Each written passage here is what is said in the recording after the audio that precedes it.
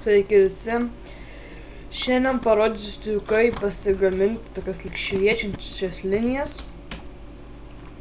Taigi pradėkime, nusidažome BG. Tokia norime spalva, tarkime, štai tokia.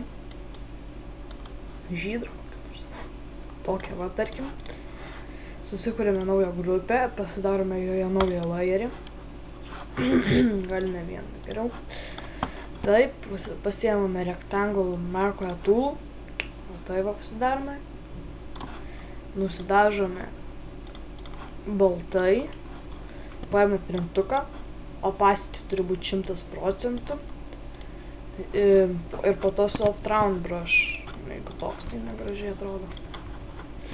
Žodžiu, paėmame šitą. Pasidarome dydį, kokį mums reikia. Geriau tokį, manau. Kad apsemtų bent kiek. Nu ir triname. O tai va. Nu, triname. Ir gaunasi toks lyg varveklis. Šiaip gražiai atrodo, bet dar padarykime gražiau. Spaudžiame ant grupės.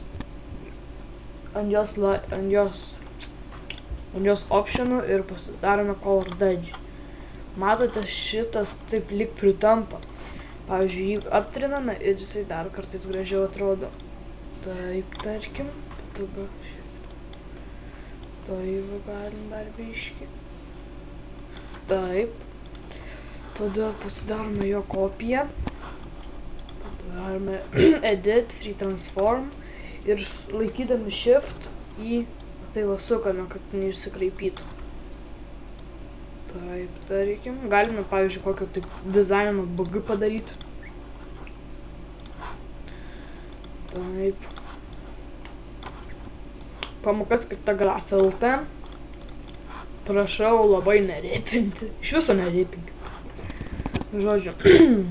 Ir davai.